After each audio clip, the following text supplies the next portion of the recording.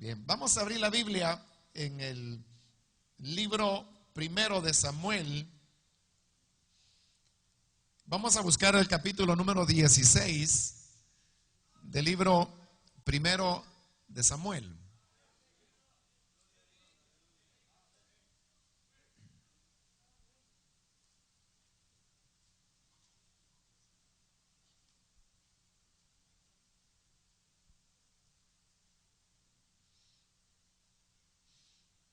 Dice la palabra de Dios en el libro primero de Samuel, capítulo 16, versículo 1. Dijo Jehová a Samuel: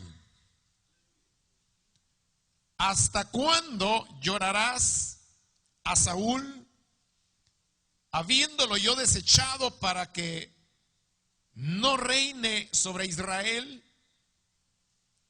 Llena tu cuerno de aceite y ven, te enviaré a Isaí de Belén, porque de sus hijos me he provisto de rey.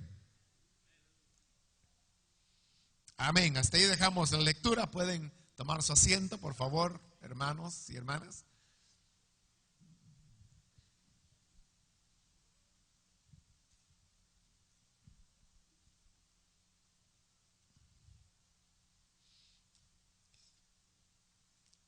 Hermanos, la palabra del Señor nos habla de este gran hombre de Dios que se llamó Samuel. Él jugó un papel muy importante dentro de la historia de Israel, ya que fue la persona que Dios utilizó para un paso importante en el desarrollo social, cultural de Israel. Y es el hecho de pasar de la época que se llamó de los jueces a la época de los reyes. En realidad Samuel fue el último de los jueces que tuvo Israel. Los jueces fueron más que otra cosa líderes que Dios levantaba, dirigentes espirituales del pueblo, que en ciertos momentos llegaban a tener como una función de gobernantes, pero muchas veces no eran ni siquiera eso, sino que eran más que todo personas que inspiraban a la nación a la búsqueda y al retorno a Dios, ya que Israel a cada momento se desviaba de la obediencia a la palabra de Dios. Ese periodo de los jueces duró un poco más de 400 años.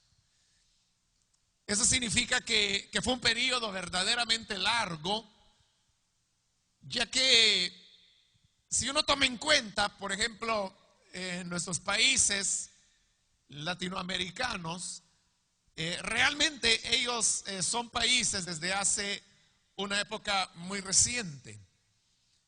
Sin importar si usted viene de Centroamérica, de México, de Suramérica, más o menos los países latinoamericanos andan alrededor ahí de 180, 190 años desde que lograron su independencia. Sin embargo, nos parece que esos eventos sucedieron hace mucho tiempo y no obstante el periodo de los jueces duró más del doble de eso, porque estamos hablando de más de 400 años. Los Estados Unidos tienen un poco más de 200 años de haber nacido como nación. Pero dentro de ese periodo tan largo, repito, Samuel llega a ser el último de los jueces, pero es a la vez quien nombra al primero de los reyes de otro periodo importante de Israel, que sería la monarquía, y que va a durar hasta el momento cuando viene la deportación a Babilonia. A Samuel le tocó entonces ese papel importante de ser al mismo tiempo el último juez, pero a la vez el primer hombre que nombró al que fue el primer rey de Israel, y este fue Saúl. Precisamente porque Saúl era el primer rey y quien había sido ungido por Samuel, ocurrió que se desarrolló un gran afecto de Samuel hacia Saúl por varias razones. En primer lugar, porque Saúl era un hombre que, según lo presenta la Biblia, físicamente él sobresalía de todos los demás hombres de Israel. Dice que del hombro hacia arriba, él era más alto que cualquier otro hombre en Israel. Esa era una razón, pero había otra razón más. Y es que al principio, cuando Dios llama a Saúl, Saúl era un hombre sumamente humilde. Tan humilde que el día en que él sería presentado ante la nación como el nuevo rey, él lo que hizo fue irse a esconder. Y aun cuando él ya había sido ungido rey, dice que hubo varios en medio del pueblo que dijeron: y ese Saúl es el que nos va a gobernar. Y lo vieron con desprecio. Pero dice la Biblia que Saúl se hizo el desentendido, como que si nada pasaba, y pudiéndolos castigar, simplemente dejó que las cosas transcurrieran.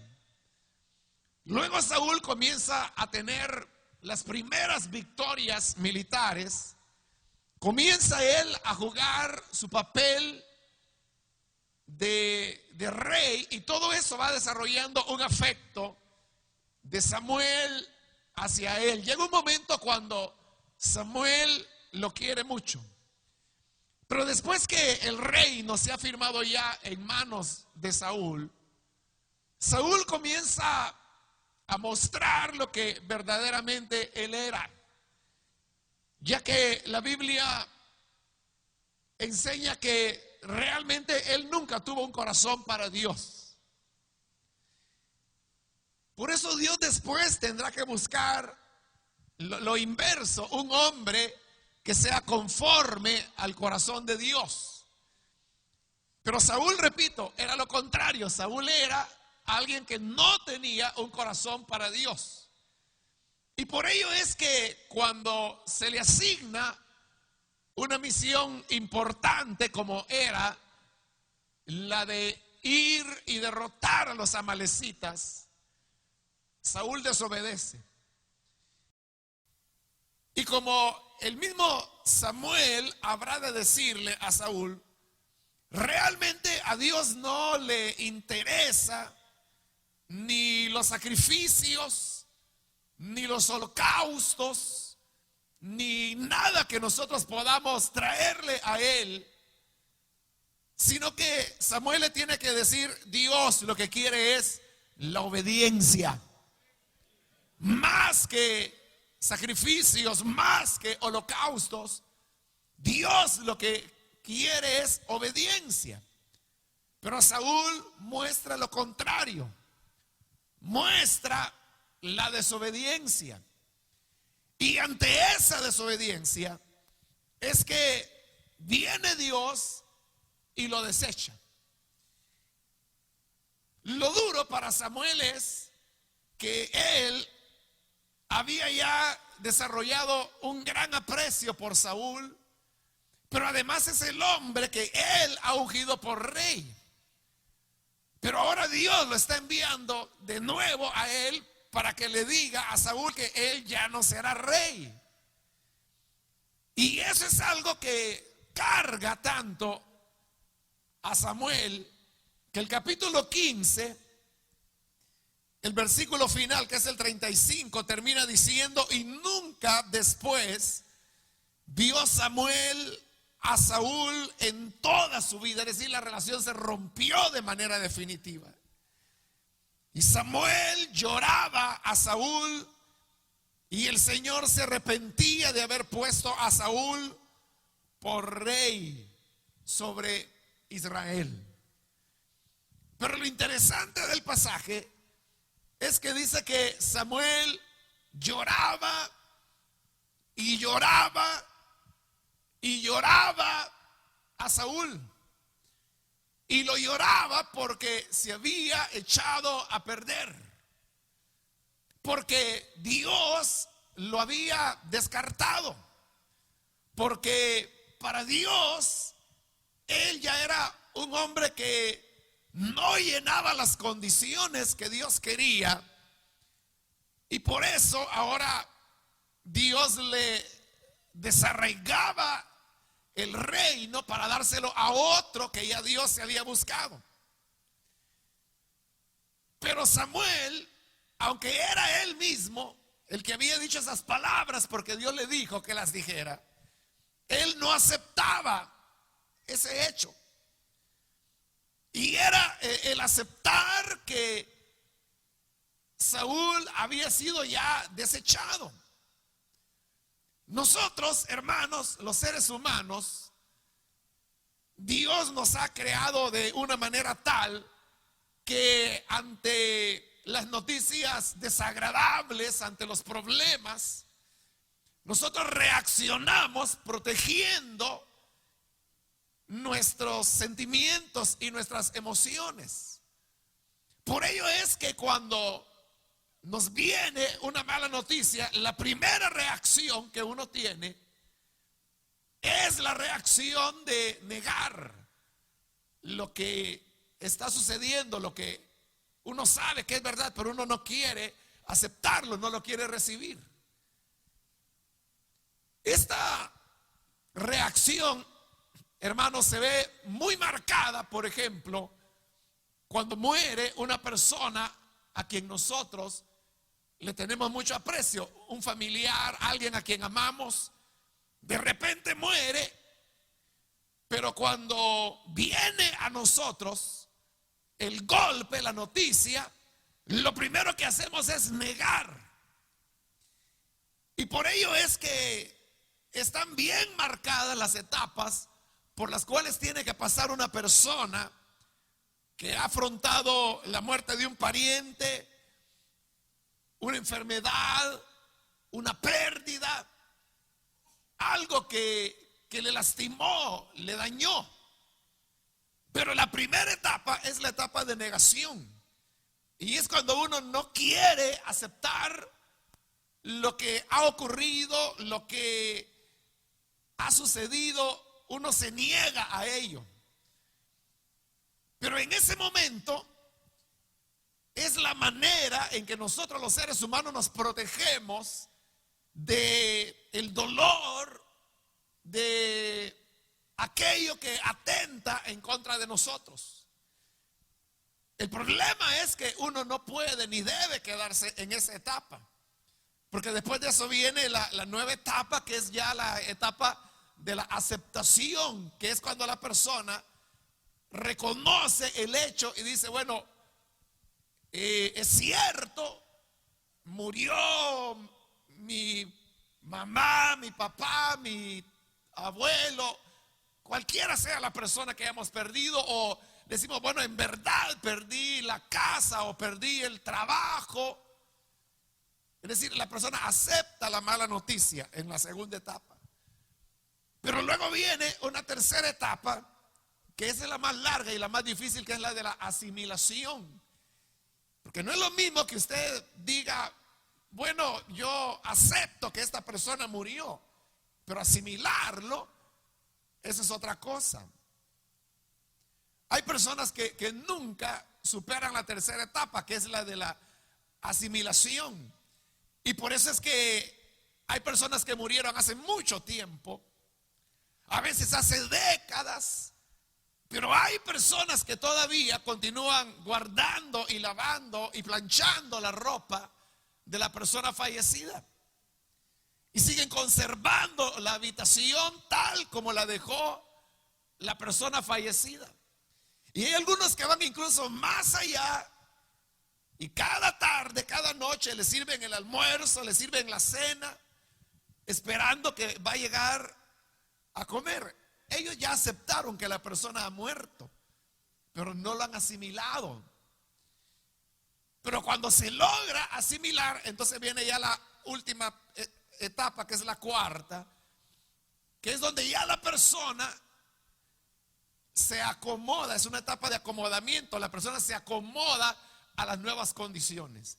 Es decir, bueno, está bien, mi familiar murió, entonces ante este hecho, ¿cómo voy ahora a organizar mi vida? Y entonces cuando la persona hace las adaptaciones dentro de su vida, sabiendo y habiendo asimilado el hecho negativo, ahí es cuando la persona logra salir adelante y sale bien. Ahora, en el caso de Samuel, el problema es que él nunca salía de la etapa de la negación. Él estaba no queriendo aceptar la realidad que Saúl ya no era el rey. O sea, él seguía sentado en el trono y todavía habría de gobernar varios años más. Pero delante de Dios, el mismo Samuel lo había dicho, que él ya no era el rey. Entonces, pero él no lo aceptaba, y por eso es que lloraba y decía, no, no puede ser, y lloraba. No puede ser, si es que no se puede echar a perder tan rápidamente, y lloraba. No es posible que el primer rey se venga abajo tan rápido, y seguía llorando. Pero estando en esa situación, es cuando Dios le habla, y ahí estamos ya en el capítulo 16, el versículo que leímos, cuando dice que el Señor le dijo a Samuel, ¿hasta cuándo llorarás a Saúl, habiéndolo yo desechado para que no reine sobre Israel? Dios le está diciendo ahí primero una verdad, y le dice, mira, yo a Saúl ya lo deseché y él no reinará más sobre Israel. Eso es definitivo. Ahora el punto es, ¿hasta cuándo tú lo estarás llorando? O sea, ¿hasta cuándo, Samuel, vas a salir de la situación en que te encuentras? Porque la historia no se podía detener. El reinado en Israel no se podía detener. Y Dios lo que quería era que Samuel no se quedara anclado en el pasado, sino que él pudiese mirar hacia adelante, mirar hacia el futuro y saber. Por eso Dios le dice, levántate,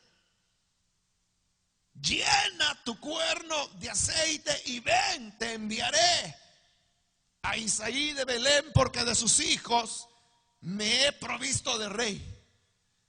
Los planes de Dios nunca se detendrán porque algo haya salido mal.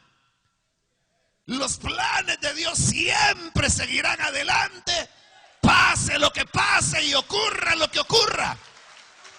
Las cosas no se detendrán. Y le digo, mira, llena tu cuarto de aceite, porque ungiste a Saúl, pero se echó a perder y él ya no reinará más sobre Israel. Pero yo ya tengo la persona que lo va a sustituir.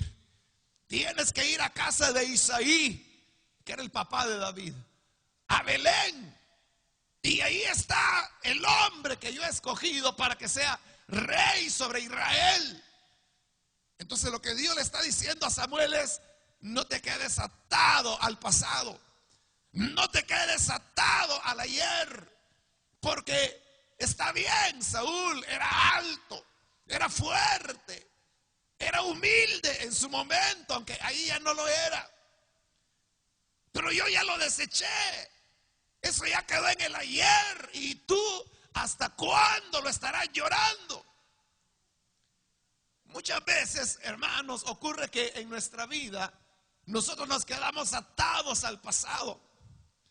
Y por estar atados al pasado, no nos damos cuenta de las cosas que estamos viviendo en el presente. Y lo que es peor, proyectamos una sombra negra hacia nuestro futuro, aun cuando ese futuro ni siquiera ha llegado. Pero Dios nos enseña acá que Él siempre tiene algo mejor para el día de mañana. Haga esta prueba. Trate usted de mencionar otro rey de Israel más famoso que David. Trate usted de imaginar un rey que sea más mencionado en la Biblia, que haya tenido tanto, que haya hecho tanto para Israel como David. Trate usted de pensar en alguien. Bueno, algunos mencionan a Salomón. Salomón lo único que hizo fue gozar de las riquezas que su papá le dejó. Eso fue lo que hizo Salomón. Y construir el templo que David diseñó. Y que David recogió todo el dinero y los materiales para que lo construyeran. Salomón solo lo ejecutó. Es cierto que la época de Salomón fue la época dorada, pero quien la construyó fue su padre David. ¿Pero quién más? ¿Por qué cree usted que al Cristo le llamaban el hijo de David? ¿Por qué no le llamaron el hijo de Salomón? ¿O por qué no le llamaron el hijo de Roboán? ¿O por qué no le llamaron el hijo de quién, hermano? De Josías, el hijo de Acaz. Todos ellos fueron reyes de Israel. Pero ¿por qué tenía que llevar el nombre de hijo de David? ¿Y por qué dicen los profetas que en el día final David resucitará y que volverá a ser príncipe sobre Israel? Ya no rey, porque el rey será el Señor Jesucristo, pero David será el príncipe. O sea, fue tan bueno que Dios hasta lo tiene en sus planes futuros. David era alguien que superaba en mucho a Saúl y lo demostró a cada momento. David le perdonó 2 veces la vida a Saúl cuando estaba en sus manos y cuando podía haber terminado con él fácilmente. Pero ahí es donde la nobleza del carácter de David se mostraba. Es cierto que David no fue perfecto. Él cometió pecados. Él falló. Él fue un hombre de guerra. Pero David tenía algo y era la sinceridad. Era su nobleza delante de Dios. El temor que él tenía de Dios, eso era lo que hacía de David alguien, como Dios dijo, conforme a mi corazón. No como Saúl, que había hecho lo contrario de la voluntad de Dios. Pero entonces Samuel estaba llorando algo que le impedía ver el futuro que Dios tenía. Y esa es la realidad. Dios siempre tiene algo mejor para nosotros el día de mañana. Siempre en el futuro Dios tiene algo mejor para nosotros. La Biblia dice que la luz del justo o la vida del justo es como la luz de la aurora que va en aumento. Es decir, para nosotros cada día que pasa es mejor. Y quiere decir que dentro de 1 año será mejor que ahora. Y dentro de 3 años será mejor que dentro de 1. Y dentro de 5 años será mejor que dentro de 3. Y dentro de 10 años será mejor que dentro de 5. Siempre a medida que vayamos avanzando será mejor y mejor y mejor, porque va en ascenso hasta que el día llegue a ser perfecto. Sin embargo, nosotros nos atamos, nos aferramos a veces al pasado. Y en ese pasado estamos como Samuel llorando. Ay, que se perdió Saúl. Ay, que Saúl era tan alto. Ay, que Saúl fue el primer rey. Ah, que Saúl era tan humilde. Pero le dice, mira, él ya no es más el rey. Se acabó, eso ya no es así. Ahora llena tu cuerno de aceite y vamos a seguir adelante, porque hay otro a quien yo me he escogido. Y por eso le digo, los propósitos de Dios siempre seguirán adelante. La obra de Dios no se detendrá. Siempre Dios tiene algo mejor para el futuro. No nos quedemos viendo hacia atrás. Igual que en las bodas de Caná, que el Señor guardó el buen vino para el final. Y hasta el maestresala, el que presentaba los alimentos delante de los concurrentes a las bodas, le dijo al novio: todo hombre primero da el buen vino y luego da ya el vino inferior, porque como ya están tomados ya no sienten qué le están dando después. Pero le dice: tú has hecho lo contrario, has guardado el mejor vino para el final. Y el novio le dijo: sí. Le decía: no, ¿de qué está hablando? Le decía. Porque él no sabía nada. Era el Señor quien había cambiado el agua en vino. No era él, no era el novio. Era el Señor Jesús quien había guardado el mejor vino para el final. Siempre lo mejor está adelante de nosotros y no atrás. Amén, hermanos. Por eso es que el libro de Eclesiastés dice que cualquiera que pregunte que por qué los días anteriores fueron mejores que los presentes, dice, ese no está preguntando con sabiduría. O sea, no está preguntando con sensatez, porque eso no es verdad, es lo contrario. Los días que están por venir son mejores. Los días que vienen son los mejores. No los que hemos vivido ahora, no los del pasado. El mismo reino de Dios es algo que está todavía en un aspecto pleno para el futuro.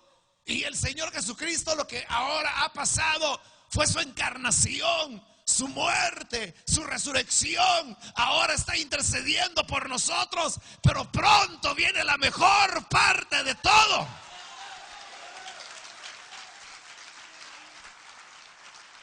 Pero sabe, el Señor Jesús no se quedó atado viendo hacia atrás, viendo hacia el pasado y lastimándose. Ay, cómo me trataron, ay, que me escupieron el rostro, ay, que me coronaron de espinas, ay, que los clavos, ay, que la cruz. Jesús no es católico. Porque los católicos son los que todo el tiempo están recordando a Jesús clavado, y que Jesús sufriente, y que Jesús cautivo, y que Jesús yaciente, y que el santo entierro. ¿O no se ha fijado que el catolicismo romano toda la fuerza se lo da a la muerte del Señor? Las grandes procesiones son la del Vía Crucis, cuando va con la cruz.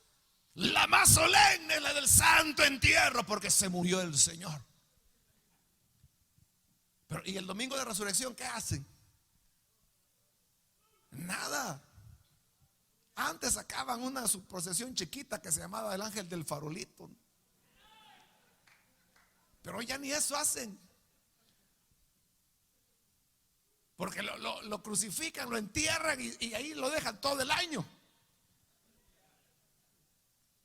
Pero el libro de Hebreos, la carta a los Hebreos, dice que el Señor, por el gozo puesto delante de él, o sea, no atrás, delante de él, él fue a la cruz, él fue a la muerte, pero él no tenía puesta la mirada en la cruz, la tenía puesta en el gozo que habría de venir después de la cruz.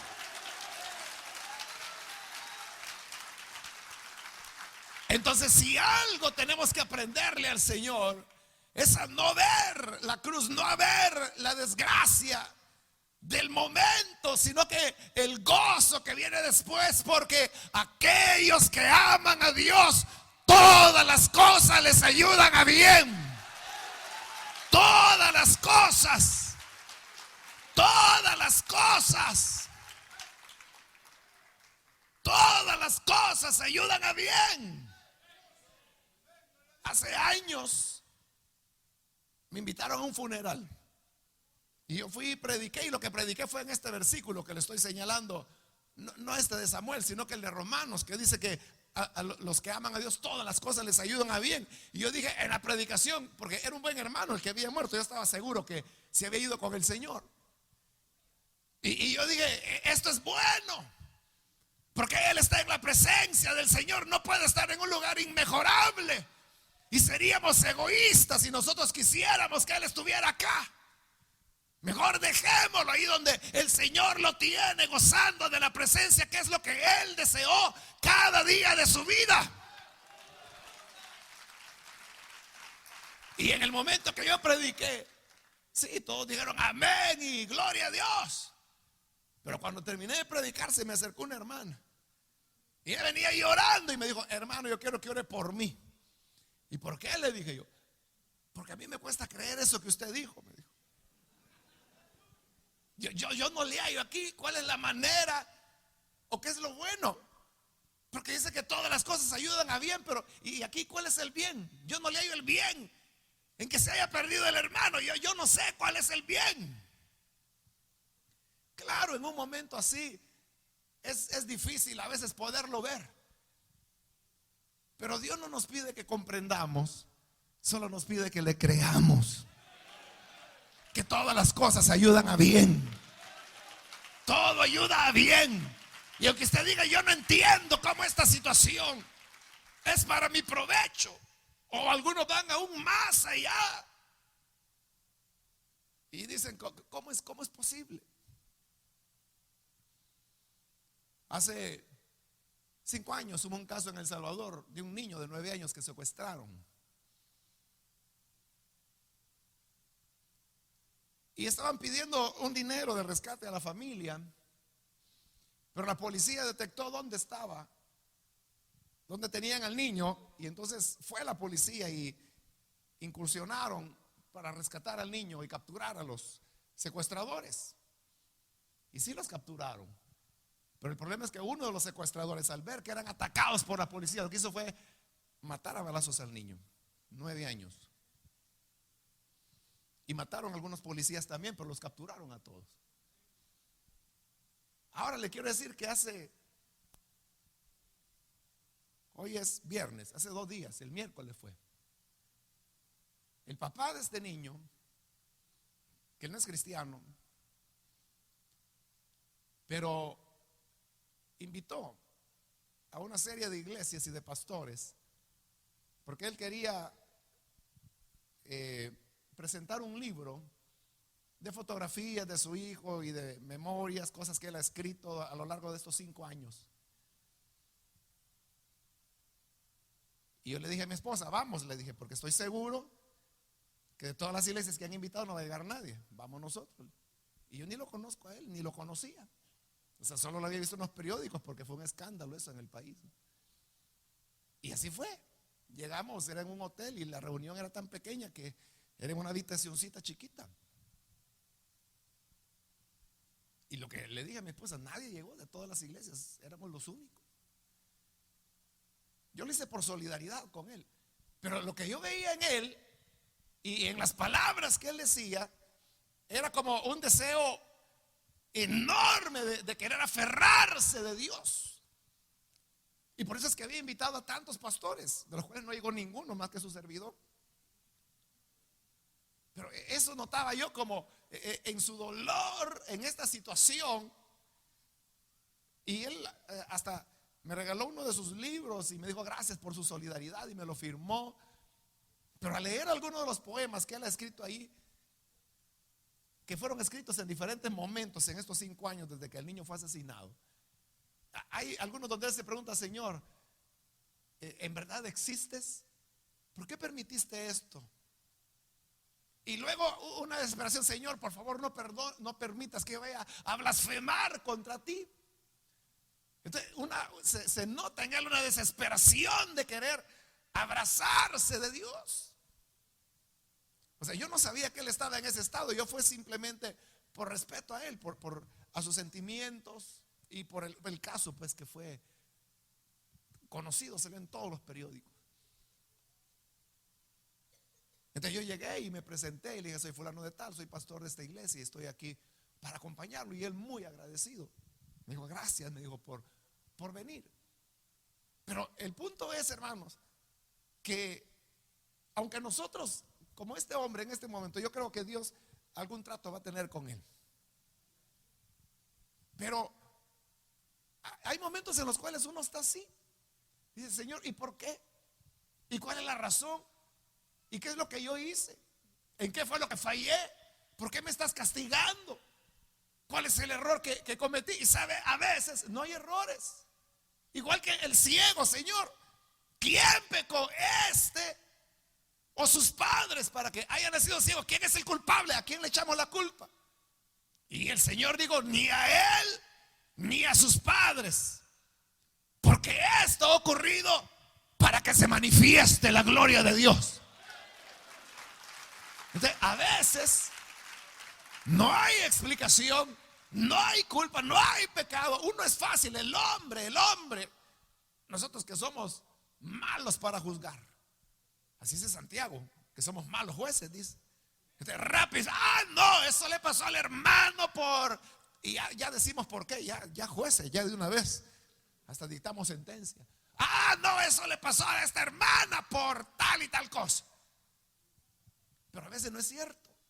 Dios, que conoce los corazones, sabe que no es cierto. Y la persona que también sabe que no es cierto se pregunta: Señor, ¿por qué?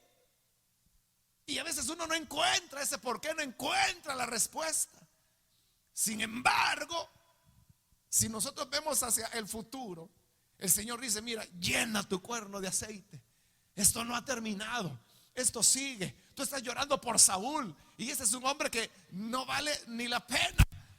Saúl habría de mandar a asesinar todos los sacerdotes del Dios viviente. Si Samuel hubiera sabido eso en este momento, le aseguro que ya no llora más. Dice: yo no voy a llorar por ese ingrato. Pero no lo sabía, pero Dios sí lo sabía. Y le decía: mira, hay otro mejor. Y Samuel: no, ¿cómo va a ser que hay otro mejor? Hay otro mejor. Dice que como este ya no va a haber otro, que hay otro mejor, te estoy diciendo.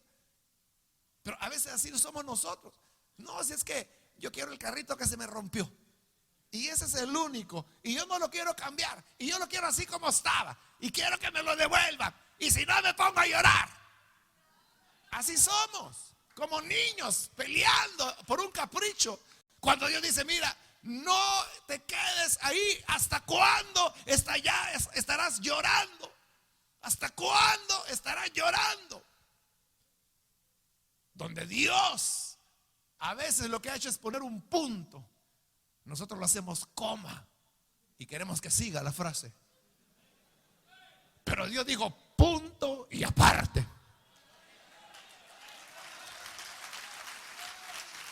Punto y aparte. Y vamos con otro párrafo. Saúl ya no será más el rey. Así le digo: ¿hasta cuándo estará llorando? Porque yo, lo que soy yo, le dijo, yo ya lo deseché para que no reine sobre Israel. Punto y aparte. Vamos ahora con otro asunto. Pero ese es el paso que Samuel no quería dar. Pero finalmente lo dio. Hermano, hermana, ¿no será que nosotros muchas veces no nos damos cuenta de lo que Dios nos ha dado porque seguimos anclados al pasado? Decimos: sí, yo me acuerdo que ya por 1942 me pasó tal cosa. ¿Y hasta cuándo seguirás llorando? ¿Y hasta cuándo seguirás lamentando?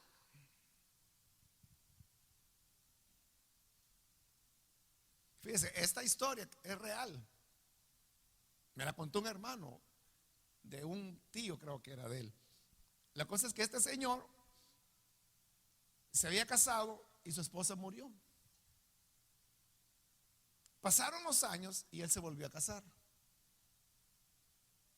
y con la nueva esposa se llevaban bien, pero él tenía un ropero, un closet diríamos, pero era un mueble, un ropero, donde él tenía sus cosas y allí nunca nadie tocaba porque era de él. Bueno, siguió la vida. Él comenzó a enfermarse.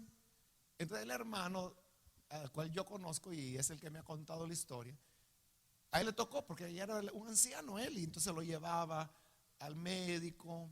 Y me dice él que ya el anciano este ya ni podía quitarse la ropa y tenía que quitársela él, desvestirlo él, este hermano más joven, que en esa época era más joven aún, unos 20 años, algo así. Y tenía que llevarlo de regreso y así, hasta que finalmente, después de algunos años, muere el Señor. Ahora, lo que le quiero decir es esto, que al morir, entonces dijeron, bueno, la esposa de él, su segunda esposa, dijo, bueno, reunió a la familia de él y le dijo, bueno, vamos a repartir lo que era de él, ¿no? El que quiere llevarse este mueble, que era del tío, del abuelo, ¿quién lo quiere? Yo digo, va, lléveselo. Y comenzaron a repartir las cosas como recuerdos, ¿no? Pero la cosa es que cuando fueron a abrir ese mueble, el ropero, cuando lo abrieron, él tenía ahí guardada el vestido de novia de su primera esposa. Y tenía todos los vestidos de ella, los zapatos de ella, los sombreros que ella había utilizado. Él llevaba décadas casado con su segunda esposa. Y la segunda esposa no sabía que él tenía toda la ropa de su primera esposa todavía guardada. Bueno, yo no sé cómo se habrá sentido esta señora, ¿no? Al saber que todo el tiempo él había tenido su corazón puesto en la primera esposa que había fallecido. Pero a veces nosotros así somos, que nos quedamos guardando cosas que sucedieron hace mucho tiempo. Y él quizás nunca valoró, yo no lo sé, la esposa que ahora tenía, porque enviudó, se casó de nuevo y ahí tenía su segunda esposa. Pero uno diría, bueno, realmente, ¿cómo sería la relación con ella cuando allá tenía el vestido de novia con el cual se había casado con su primera esposa ya fallecida? La ropa de ella, los zapatos de ella, todo de ella. Y es real, no le estoy dando historia, es real. De verdad ocurrió. Claro, la segunda señora mandó a sacar todo eso, ¿no? Pero ya el señor se había muerto y el viejito estaba muerto. Entonces, ¿hasta cuándo llorarás? Cuando hay algo mejor, porque Dios siempre tiene algo mejor para el futuro, algo mejor para el mañana. Entonces, hermano, hermana, muchas veces nosotros no vivimos el presente por el recuerdo de lo que ocurrió hace 3 años, hace 5 años, hace 10 años. Y uno está lamentándose y diciendo, es que eso no debía haberlo hecho. ¿Por qué me tuvo que pasar eso a mí? Pero yo le pregunto ahora, en este momento, ¿qué le duele? ¿Qué es lo que le está pasando? Alguien le está doblando el brazo, alguien está pellizcándole para que hagamos algo por ayudarle. O todo está bien, está tranquila, está tranquilo. Entonces, ¿para qué cargarlo del día de ayer? Si el ayer ya no es, ya no existe. ¿Por qué estará preocupado por algo que no existe? ¿Por qué permite que lo que ya no existe le marque tanto? Y sobre todo, que le esté destruyendo el futuro, que todavía ni es, solo tiene el presente, el día de ahora. Entonces, el día de ahora, llene su cuerno de aceite, llénese de fe y dígale, Señor, yo creeré a tu palabra que tú tienes algo mejor para mí. Yo creeré que hay planes grandes que tú tienes para mí. y no me voy a quedar atado al recuerdo, hermano, de lo que pasó. Hay personas que recuerdan un accidente que tuvieron hace años. Hay personas que recuerdan una desgracia que ocurrió hace años. Algunos recuerdan la muerte de alguien que sucedió hace años. Algunos recuerdan, hermano, algún problema. Tal vez fueron abusados, maltratados, les insultaron y viven el ahora como que si todavía estuvieran al lado del agresor. ¿Sabe? Yo conocí a una hermana porque ella llegó a platicar conmigo. Y ella, de niña, siendo una niña, 7, 9 años, algo así, ella había sido abusada sexualmente. Pero cuando llegó a hablar conmigo era ya una señora que se había casado, tenía hijos, sus hijos le habían dado nietos, era ya abuela.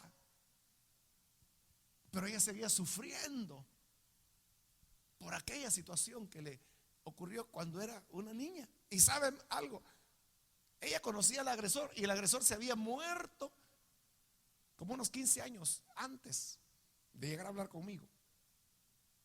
Ella sabía que estaba muerto, que lo habían matado, por cierto. Pero ¿sabe cuál es el problema con las víctimas de abuso?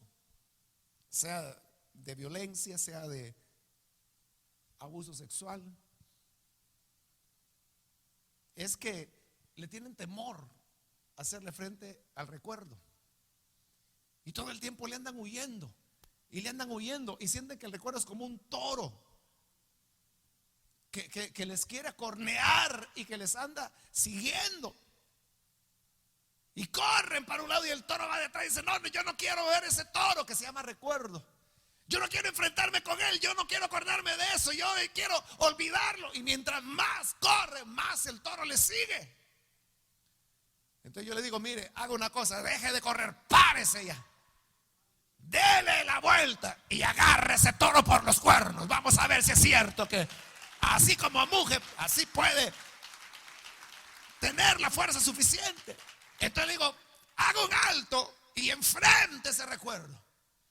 Y eso para una víctima es doloroso. Pero le digo: mire, es la salida.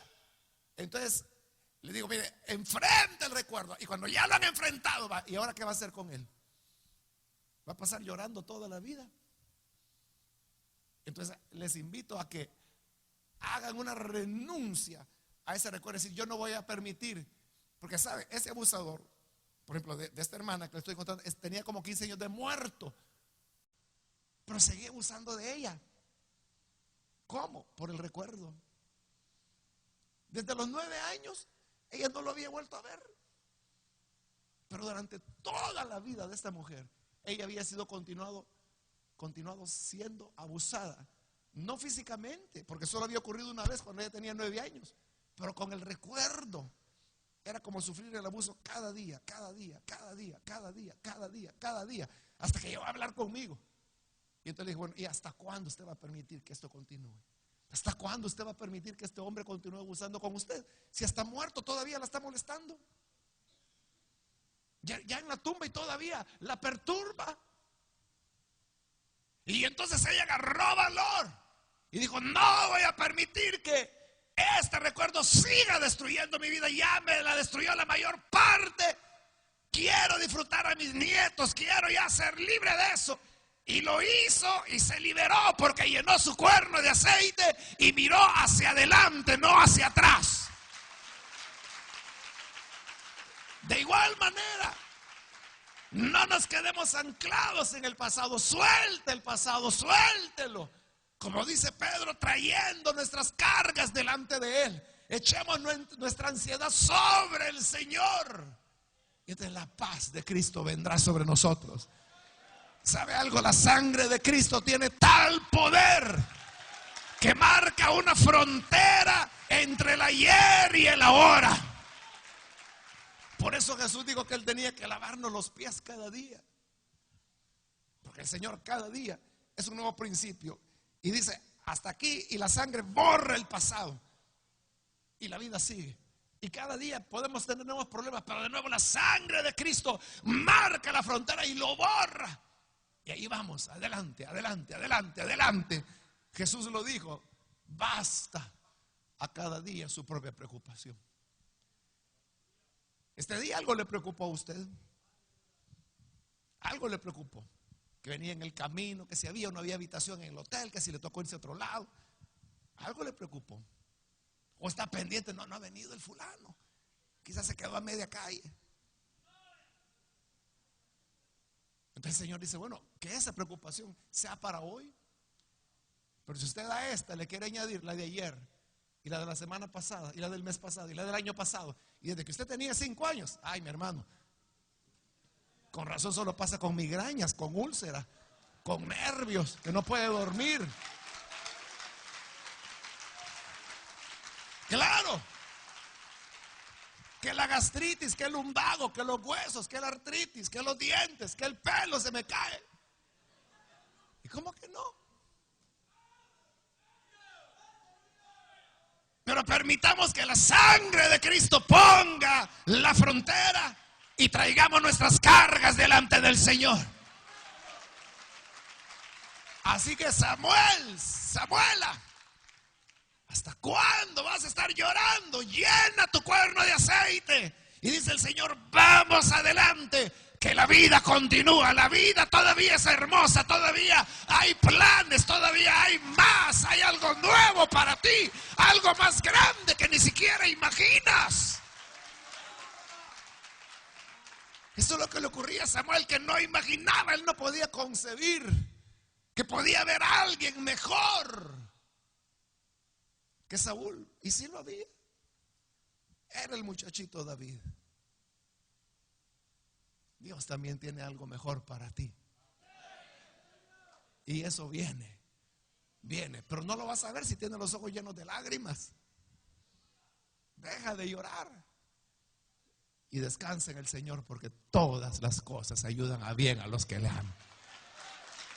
Tú solo preocúpate por amarlo. Tú solo preocúpate por amarlo. Y todas las cosas ayudarán a bien. Todo será para tu beneficio. Y de tu familia, y de tu iglesia, y de los que te rodean, y de los que amas. Todo saldrá bien, porque nuestro Dios es bueno. Él es misericordioso. Para siempre su misericordia. Porque para siempre su misericordia. Así dice el libro de los Salmos, porque para siempre su misericordia. Hay que alabarlo porque para siempre su misericordia. Porque Él liberó a Israel, porque para siempre su misericordia. Los pasó a través del Mar Rojo, porque para siempre es su misericordia. Y nosotros podemos añadir, envió a su Hijo porque para siempre es su misericordia. Y Él fue muerto porque para siempre es su misericordia. Y fue a la tumba porque para siempre es su misericordia. Y resucitó porque para siempre es su misericordia. Y se reveló a nosotros porque para siempre es su misericordia. Y ha enviado el Espíritu Santo porque para siempre es su misericordia. Y tenemos esperanza porque para siempre es su misericordia. Por siempre y para siempre es su misericordia sobre su pueblo, sobre ti, sobre tú que le amas. Para siempre es su misericordia. Amén. Vamos a orar, vamos a cerrar nuestros ojos. Padre, estamos aquí ante tu presencia porque para siempre es tu misericordia. Aquí estamos, Señor, disfrutando de tu vida, porque para siempre es tu misericordia. Estamos, Señor, creyendo que el ayer tú lo clausuras con tu sangre preciosa. Todo aquello que en el pasado nos ha perturbado, nos ha llenado de ansiedad. Todo aquello que en nuestra vida ha traído dolor, ha traído tragedia, nos ha hecho llorar como a Samuel. Pero ahora, Padre, llenamos nuestro cuerno del aceite del Espíritu Santo, porque sabemos que hay más, algo nuevo que tú tienes para nosotros. Gracias porque tu sangre, Señor, marca la frontera. Tu sangre marca la diferencia. Y por eso, Padre, no vamos a estar anclados en el ayer, sino que creeremos a tu palabra, que tú tienes aún más, algo más hermoso, que guardas para aquellos que te aman. Cosas que ojo no vio, que oído no oyó, son las que tú has preparado. Y esas cosas son las que esperamos.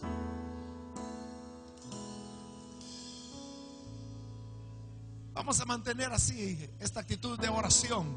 Pero yo quiero invitar, quizás es muy temprano, pero voy a invitar ya, si hay amigos o amigas que todavía no han recibido a Jesús y han venido acá porque les invitaron. Qué buena decisión la que usted tomó. Pero si usted ahora quiere venir y entregarse al buen Salvador, le voy a invitar para que ahí en el lugar donde está, levante su mano en señal que usted quiere entregarse al Hijo de Dios. Si hay alguna persona que ha venido cargado, cargada, porque en el ayer ha tenido que sufrir, llevando carga, llevando dolor, las cosas no fueron bien, pero hoy usted necesita entregarle su vida al buen Salvador, le invito para que levante su mano en señal que usted quiere venir para entregarse al Hijo de Dios. Y vamos a orar por usted. ¿Hay alguna persona, algún amigo, amiga que necesita hoy pasar? Puede hacerlo. Venga con toda confianza. Siéntase en libertad, porque Dios tiene la respuesta. Sí, a veces no entendemos por qué ocurrió algo. A veces no entendemos por qué. Y uno dice: Señor, ¿por qué yo? ¿Qué fue lo mal que hice? Pero Jesús dice: no es que tú hayas hecho nada malo, es para que la gloria de Dios se manifieste. Y esa gloria de Dios quiere manifestarse ahora. Si tú quieres recibir esa gloria del Señor, levanta tu mano y ven. Vamos a orar. Puedes pasar. Cualquier amigo o amiga que por primera vez quiere recibir al Hijo de Dios, puede venir ahora. Vamos a orar. O si hay algún hermano o hermana que se ha alejado del camino del Señor y necesita reconciliarse, también hoy es la oportunidad. Venga, póngase en pie. Si las cosas no han marchado bien, venga y deposita sus cargas delante de Dios. Muy bien, aquí hay una persona. Dios le bendiga. Venga, hoy es el momento cuando podemos presentar su vida delante del Señor. Otra persona que necesita venir. Es primera vez que entrega su vida al Señor. Puede pasar. Muy bien, aquí hay un niño que pasa. Bienvenido. Alguien más. De este lado hay otro caballero que está pasando. Bienvenido. Dios lo bendiga. Alguien más que necesita venir. Hoy es su oportunidad. La puerta está abierta. Y es el día, el momento para recibir más de Dios. Alguien más que necesita venir. Puede pasar. Vamos a orar entonces por estas personas que están acá al frente. Y yo quiero invitar a aquellos hermanos o hermanas que necesitan ver hacia el futuro, que necesitan ver hacia adelante y no más hacia atrás. Le invito para que ahí donde está se ponga en pie y vamos a orar para que Dios le bendiga y que la sangre del Hijo de Dios marque la frontera, marque el ayer de la hora, porque hasta cuándo seguirás llorando. Vamos a orar. Padre, gracias por estas vidas que están aquí. Te agradecemos porque en tu bondad cada día tú sigues tocando las vidas, los corazones. Y ahora, Padre, te rogamos que el poder transformador de tu Espíritu Santo les cambie, les transforme, haga de ellos nuevas criaturas. Y mira, Padre, tu iglesia, los hermanos, las hermanas que ahora vienen a colocar sus cargas delante de ti. Señor, sabemos que siempre hay algo mejor que tú tienes reservado para los que te aman. Y aunque no entendemos siempre, no obstante creemos, Señor, a tu palabra. Y por esa palabra vemos en el futuro que todo ayuda a bien, que todo irá bien, todo irá bien, todo irá bien. Sí, Señor, porque para siempre es tu misericordia. Hermano, todo irá bien. Hermana, todo irá bien. Dios tiene cosas especiales preparadas para cada uno de nosotros.